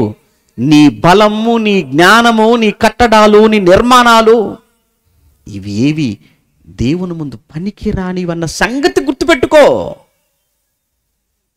నువ్వు దేనిని చూసి నువ్వు గొప్ప అనుకుంటున్నావో, దేనిని చూసి విర్రవీగుతున్నావో, దేనిని చూసి గర్వపడుతున్నావో, ఏది ఒకానొక రోజు మట్టి కుట్టుకొని పోతుంది, నువ్వు పోతావు. ఒకానొక సమయంలో ఎదోమీయులకు దేవుడు తీర్చిన తీర్పు ఈరోజు ప్రపంచానికి ఒక పాఠంగా దేవుడు పెడుతున్నాడండి. ఈరోజు దేవుడు ఒక పాఠంగా పెడుతున్నాడు. నువ్వు గర్వపడకు, ముఖ్యంగా ఎవరిని శత్రువుగా భావించకు.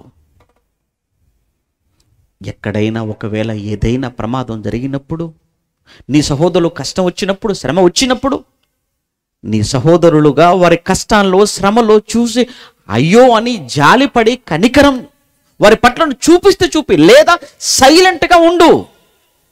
కానీ ఆనందపడుతున్నావా?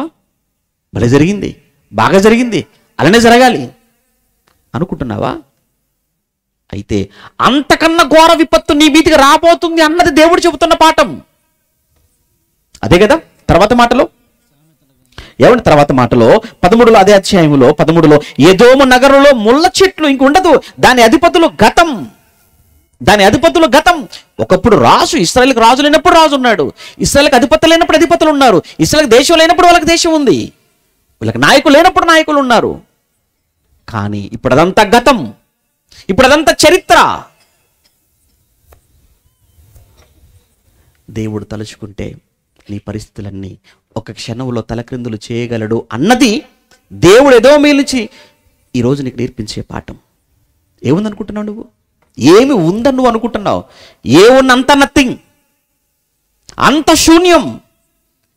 ఏదో ఉంది, ఎవరో ఉన్నారు, నీకు అధికారం ఉందనో, నా వెనక వందల వేల మంది ఉన్నారనో, అందం ఉందనో, చదువు ఉందనో, ఉద్యోగం ఉందనో, బ్యాంక్ బ్యాలెన్స్ ఉందనో, భూములు ఉన్నాయనో, అపార్ట్మెంట్ ఉన్నాయనో, ఎక్కడో పైన ఉన్నానో, ఏంటి ఇవన్నీ? ఏం చేయగలవు? పోయి నీ ప్రాణాన్ని ఏమైనా కాపాడగలవా? నీ గుండె చప్పులు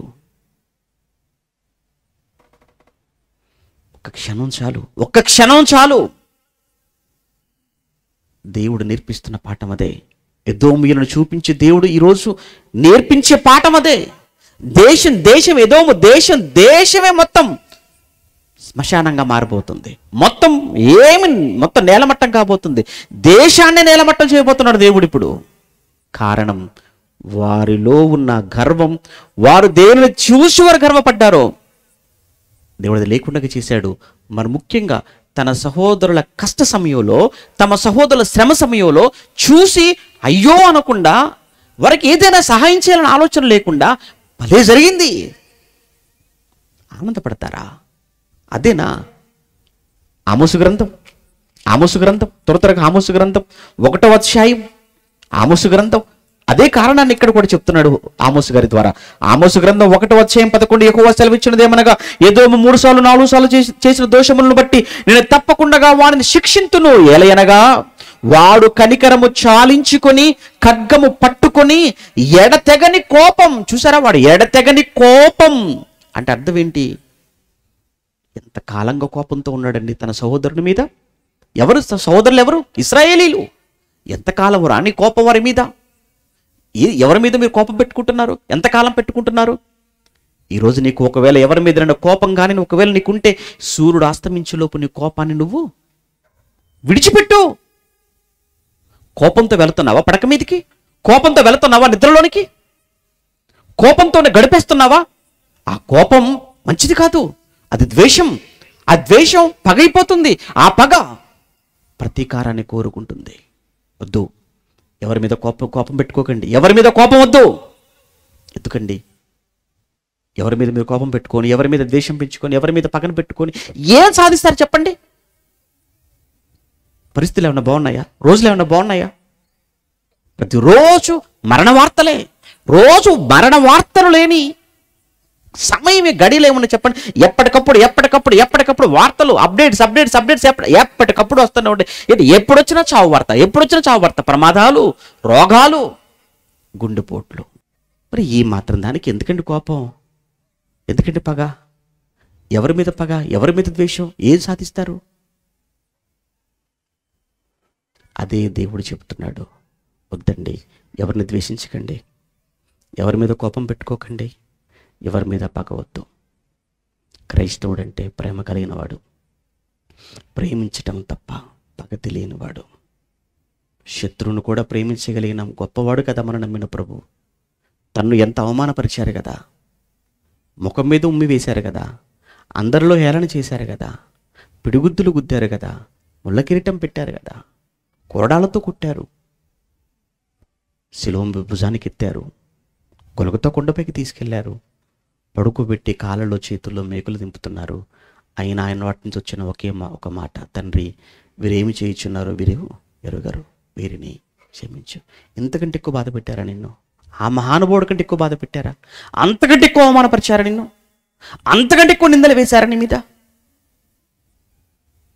ఎందుకమ్మా మరి ఆవిడతో నీకెందుకు పలుకులేదు? ఆవిడతో ఎందుకు మాట్లాడట్లేదు? ఎందుకయ్యా నీకు ఆయనతో నీకెందుకు మాట్లాడలేవు? ఎందుకు ఈ విరోధ భావం? ఎందుకు ఈ ద్వేషభావం? ఎందుకు ఈ పగలు? ఎంతకాలం ఈ పగలు? బైబిల్లో ఎన్ని సంఘటనలు. ఎదోమీయులను దేవుడు శిక్షించడానికి అదే కారణమని చదువుకుంటూ కూడా అదే సహోదరుల మీద ద్వేషాన్ని పెట్టుకుంటావా? కోపం పెట్టుకుంటా కంటిన్యూ చేస్తావా? ఎదోమీయులు అన్నవారు చరిత్రలో లేకుండా పోవడానికి కారణం అది. ఒక విషయం చెప్పనా, ఎవరి మీద కోపం పెట్టుకున్న వాళ్ళు ఉన్నారు ఈ రోజు వరకు. యూదులు ఈరోజు ఉన్నారా చరిత్రలో? ఈ రోజు ప్రత్యక్షంగా మనకు యూదులు కనబడుతున్నారు. వీళ్ళేమైపోయారు? మీరు ఎవరి మీద పగ పెట్టుకుంటారు వాళ్ళు ఉంటారు, పెట్టుకున్న మీరు మాత్రం ఉండరు. మీరు కానీ, మీ కుటుంబాలు కానీ, మీ వంశం కానీ ఉండదు. అది దేవుడు నేడున్న సమాజానికి చెబుతున్నటువంటి పాఠం. అది ఎక్కడ మనం చదువుకుంటున్నాం?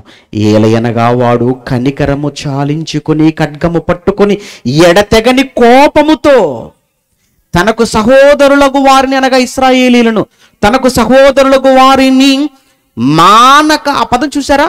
తన సహోదరులకు వారిని మానక చీల్చుచూ వచ్చెను. కోపాన్ని మానుకోలేదండి. కంటిన్యూ చేశారు. ఎప్పటి వరకు? కొన్ని తరాలు వెళ్ళిపోయాయి, కొన్ని వందల సంవత్సరాలు. ఈరోజు క్రైస్తవులుగా నువ్వు ఎడతెగక ఎందులో ఉండాలి? అపోస్తల బోధ యందును, సహవాసమందును, రొట్టె విరుచుట యందును, ప్రార్థన చేయుట యందును ఎడతెగక ఉండవలసి నువ్వు కోపమందును, పగయందును, ద్వేషమందును, క్రోధమందును, అసూయందును ఎడతెగకుంటావా? నువ్వు క్రైస్తవుడవా? మరలా ఎంత అబద్ధం అండి. ఎడతెగక ఎందులో ఉండాలి? ఎందులో ఉంటున్నారు? వాళ్ళు అలా ఉన్నందుకు చరిత్రలో లేరే. ఈరోజు చరిత్రగా చెప్పుకునే పరిస్థితి వచ్చేసింది వాళ్ళ గురించి. అందుకే అన్నాడు సామెతల గ్రంథం, ముగించుకుందాంలేండి, చాలా ఉన్నాయి. ఏమండి సామెతల గ్రంథం 24వ అధ్యాయం, నీ శత్రువు పడినప్పుడు చెప్తుంటాడు. ఏమండి సామెతల గ్రంథం 24వ అధ్యాయం 17వ వచనం. సామెతల గ్రంథం 24వ అధ్యాయం 17వ వచనంలో, నీ శత్రువు పడినప్పుడు సంతోషించకు, వాడు తొట్టిల్లునప్పుడు నీవు మనసున ఉల్లసింపకు అన్నాడు. చూసారా? ఏమండి ఇది నిజంగా మనిషి చేసే పన్నదే కదా, మనిషి చేసే తప్పదే కదా. మీకు పడని వారు, మీకు గిట్టని వారు, మీ శత్రువైన వారు పోయారు అనగానే ఏమనుకుంటారు? అమ్మయ్య మంచి వార్త చెప్పారండి, చాలా ప్రశాంతంగా ఉందండి, ఒక ముద్ద ఎక్కువ తినొచ్చండి అలా అంటారా? ఎవడు మీకు పడని వారు యాక్సిడెంట్ అయిందనగానే ఆహా యాక్సిడెంట్ అయిందా, పోయాడా ఉన్నాడా? ఎంత ఇంట్రెస్ట్ అడుగుతావు? పోయాడు, అమ్మయ్య బాగా ఎదురు చూశానండి ఆ వార్త కోసం. ఎంత దారుణమా? అప్పుడు నీకు ఏమనిపించాలో తెలిసి ఈ మాటను బట్టి నెక్స్ట్ నువ్వే అని, వాళ్ళకంటే ఘోరంగా పోతావని. ఎందుకు తెలిసి అక్కడ దేవుడు చెప్పాడు, అక్కడ ఆల్రెడీ చెప్తున్నాడు, యెహోవా అది చూచి అసహించుకొని వాని మీద నుండి తన కోపం నీ మీదకి తిప్పుకుంటాడు. వార్నింగ్, శత్రువు పడ్డాడా పరిగెత్తుకొని వెళ్ళు, చెయ్యివు. వాడు తొట్టిల్లాడా దారిలోకి తీసుకొని రా. మార్గం తప్పితే, మార్గం తప్పుతున్నాడు అనుకున్నప్పుడు శత్రువుగా, వాడు పడిపోయాడు అనుకున్నప్పుడు చెయ్యి లేపే ప్రయత్నం చెయ్యి. సంతోషపడకు మనసులో. నీకు అది చేత కాదా? మౌనంగా ఉండు. కానీ ఆనందపడటం, సంతోషించటం కానీ చేసావా, దేవుడు కోపాన్ని వాడి మీద నుంచి ఎవరి మీద తిప్పుకుంటాడట? నీ మీదకి తిప్పుకుంటాడు. ఎందుకు? గర్వం. ఏంటి నీకున్న గర్వం? ఆ రోజు ఎదోమీయులు, ఆ రోజు ఏశావు సంతానం, వారిని నిజంగా దేవుడు ఎలా చేశాడో చివరికి వచ్చేటప్పటికి అని అంటే, అక్కడ ఏమి నేల మొలకలు కాదు కదా, అక్కడ ఏమీ లేకుండా మొత్తానికి నేలమట్టం చేసేసి అగ్ని వేసేదను అన్నాడు. అక్కడే మీరు చదువుకున్న ఆమోసు గ్రంథంలో, తేమాను మీద నేను అగ్ని వేసేదను అంటాడు. అదే 11-12 వచనాలు మీరు చదువుతున్నప్పుడు ఆమోస్ గ్రంథంలో 1-11-12 వచ్చిన అదే వచనంలో చివరి భాగంలో చూడండి, తేమాను మీద అగ్ని వేసెదను, అది బొస్రా యొక్క నగరులను దహించి వేయను అన్నాడు. ఒకనాడు సొదొమ గొమొర్రాల మీద అగ్ని గంధకాలతో ఎలా మొత్తాన్ని బూడిదగా చేసేసాడో అలానే ఈరోజు ఈ ఎదోము ప్రాంతం, తేమాను, బొస్రా, ఏలతు, దెదాను, ఇవన్నీ ఆ పట్టణాలు, ఎదోము పట్టణాలు, ఎదోము దేశం నాశనం చేయబోతున్నాను, మొత్తం బూడిదగా మార్చబోతున్నాను. మీరు ఉండర్రా. ఎందుకు? మీరు కోపాన్ని, పగను మీరు ఎడతెగక మీ సహోదరుల మీద పగను కలిగి ఉన్నారు. ఒకటి, అంత పగనెందుకు పెంచుకున్నారంటే మమ్మల్ని ఎవడేమీ చేయలేడు. కారణం, మీకున్న జ్ఞానం, మీకున్న బలం, మీరున్న కట్టుకున్న ఆ కట్టడాలు, ఇవన్నీ చూసే కదా. వద్దు, నువ్వు ఏదైతే చేశావో నీ సహోదరుల విషయంలో అది ఖచ్చితంగా నీకు చేయబడుతుంది. నువ్వు చేసింది నీ నెత్తి మీదికి రాక తప్పదు. దేవుడు చెప్పేశాడు అక్కడ ఉపదేశ గ్రంథంలో, నీ 15 వచనంలో, నీవు చేసినదే నీ నెత్తి మీదికి వచ్చును. అప్పుడు నువ్వేదైతే చేశావో, అంటే నీ సహోదరులు తప్పించుకొని పోతుంటే వారిని పట్టప్ప చెప్పావు కదా శత్రువులకు, వారి మీద వధ జరుగుతూ నువ్వు సంతోషపడ్డావు కదా, నిన్ను చూసి మరొకడు వాళ్ళని పట్టుకొని నువ్వే చంపేశావు కదా. రేపు నీ పరిస్థితి కూడా అదే. కనుక బీ కేర్ఫుల్, జాగ్రత్త. నీవు చేసినదే నీ నెత్తి మీదకి వస్తుంది, నువ్వు చేసినట్టు నీకు చేయబడుతుంది. యేసుక్రీస్తుల వారు కూడా కొండ మీద ప్రసంగంలో కూర్చొని మాట్లాడుతున్నాం, ఇదే కదండి చెప్పాడు ఆయన. నువ్వు ఏ కొలతతో కొలిచావో అదే కొలత, నీవు కొలిచిన కొలత నీకు అన్నాడు. ఓ మనిషి, మోసపోకు, దేవుడు విక్కరింపబడడు. నువ్వు ఏదైతే విత్తుతావో అదే కోస్తావు. నువ్వు విత్తున్నది నువ్వు కోస్తావు. నువ్వు ప్రేమను విత్తు, అదే ప్రేమ. నువ్వు పగను విత్తు, అదే పగ. చాలా మందికి ఉన్న ఆలోచన ఏంటంటే, వీడు ఎవరిని ప్రేమించడండి, వీడిని మాత్రం అందరూ ప్రేమించాలి. ఎలా సాధ్యం?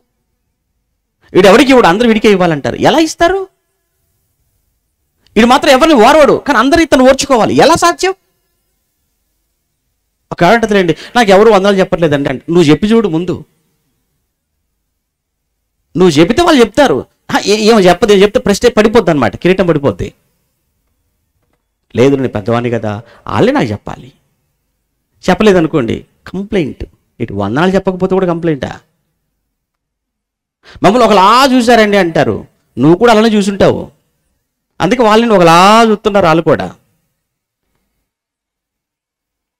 ఎందుకంటే మనుషులు ఇతరులు నీకు ఏమి చెయ్యాలని మీరు కోరుకుంటారు. మంచి మాట ఉంటుందండి అక్కడే మత్తయి సువార్త 7వ అధ్యాయంలో యేసు చెప్తాడు అక్కడ కొండ మీద. మత్తయి సువార్త 7వ అధ్యాయం 12వ వచనం చూడండి. మత్తయి సువార్త 7వ అధ్యాయం 12వ వచనం, మీకు ఏమి మనుషులు మీకు ఏమి చెయ్యవలనని మీరు కోరుదురో అలాగుననే మీరు కూడా వారికి చెయ్యండి. ఎంత బాగా చెప్పాడండి మహానుభావుడు. మనుషులు మీకు ఏది చేయాలని మీరు కోరుకుంటున్నారు? మిమ్మల్ని గౌరవించాలని కోరుకుంటున్నారా మనుషులు? వెరీ గుడ్, మీరు గౌరవించండి. నాకు అర్థమైందా? అంటే మిమ్మల్ని మనుషులు గౌరవించాలని మీరు కోరుకున్నప్పుడు మీరు గౌరవించండి. మిమ్మల్ని ప్రేమించాలి ఎదుటి వారిని మీరు కోరుకున్నప్పుడు మీరు ప్రేమించండి. మీరు అవతల వారు మిమ్మల్ని క్షమించాలని కోరుకున్నప్పుడు మీరు క్షమించండి. అవతల మాకు సహాయం చేయాలి అని మీరు అనుకున్నప్పుడు మీరు చెయ్యండి. లేదు, మేము మాత్రం ఎవరిని గౌరవించాం అందరూ మమ్మల్ని గౌరవించాలి, మేము ఎవరిని ప్రేమించాం అందరూ మమ్మల్ని ప్రేమించాలి, మేము ఎవరికి రూపాయి ఇవ్వో అందరూ మాకే ఇవ్వాలి. ఎలా సాధ్యం అండి ఇది ఎలా సాధ్యం? అందుకే ప్రభు అన్నాడు, మీరు ఏది చేస్తారో అదే మీకు చేయబడుతుంది. ఏది మీరు చేస్తారో అదే చేయబడుతుంది. మీరు ఏది కోరుకుంటారో అదే అవతల వాళ్లకు మీరు చెయ్యండి అన్నాడు. ఆ రోజు ఎదోము ఒక దేశముగా, రాజుగా, నాయకులుగా, అధిపతులుగా, గొప్ప పట్టణాలతో విలసిల్లినటువంటి ఎదోము ఎందుకు నేలమట్టమైంది?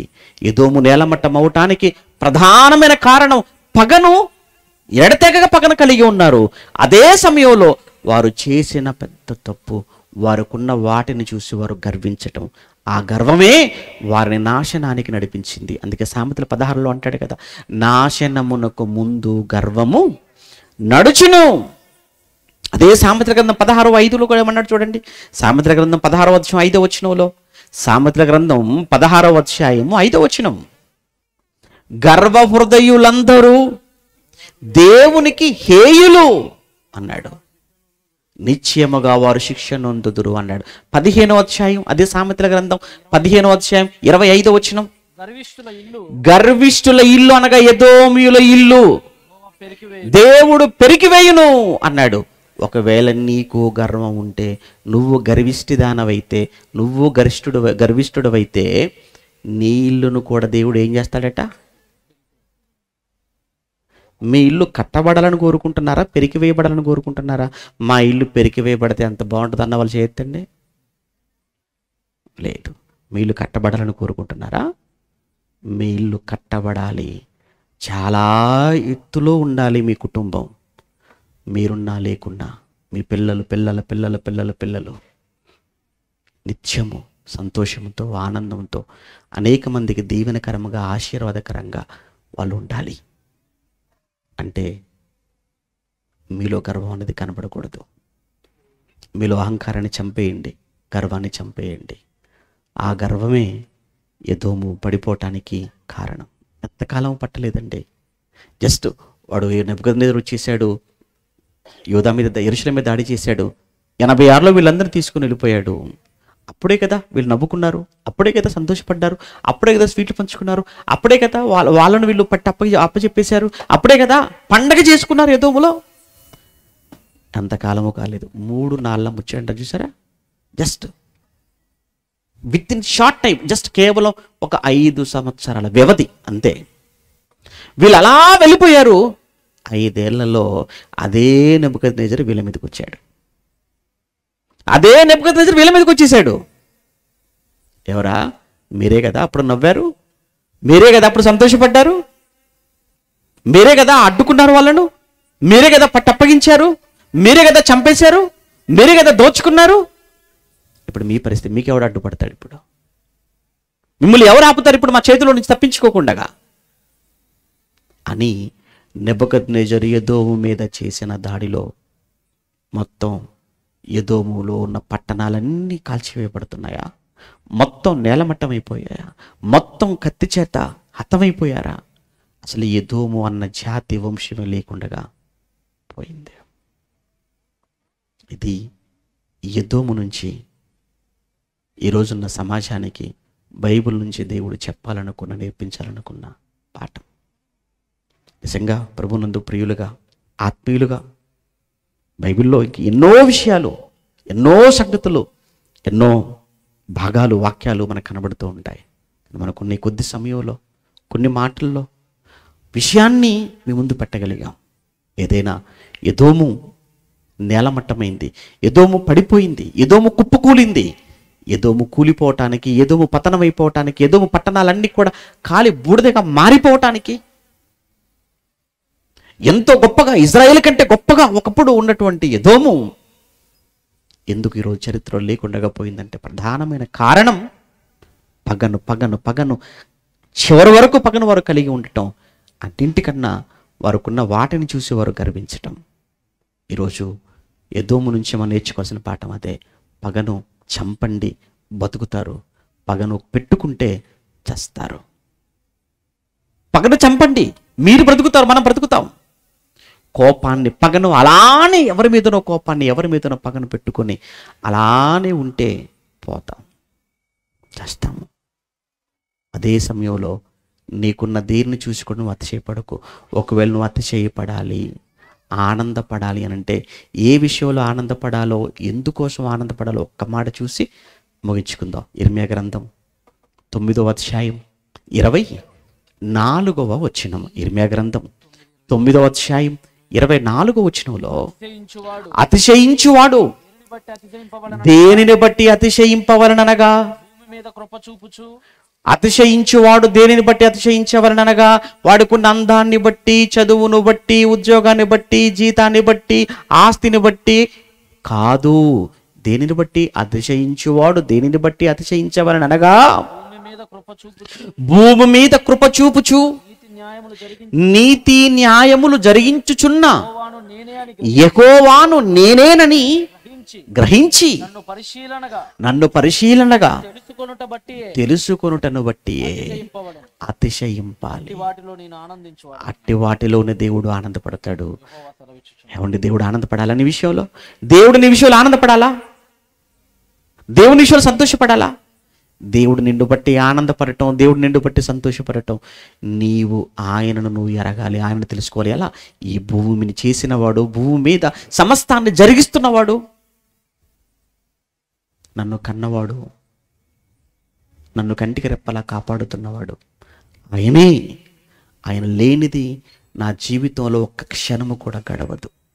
దేవుడు లేనిది నా జీవితంలో ఒక్క క్షణము కూడా లేదు అని ఆ దేవుని యొద్ద మోకాళ్ళు వేసి ఆ దేవుణ్ణి గుండెల్లో పెట్టుకొని ఆ దేవుని మాటల ప్రకారంగా నువ్వు బ్రతికితే అంతకన్నా దేవుడికి నీ విషయంలో ఆనందం, సంతోషం మరొకట్లేదట. ధన్యులు వండి నిజంగా యెహోవాను దేవుడుగా కలిగిన జనులు ధన్యులు.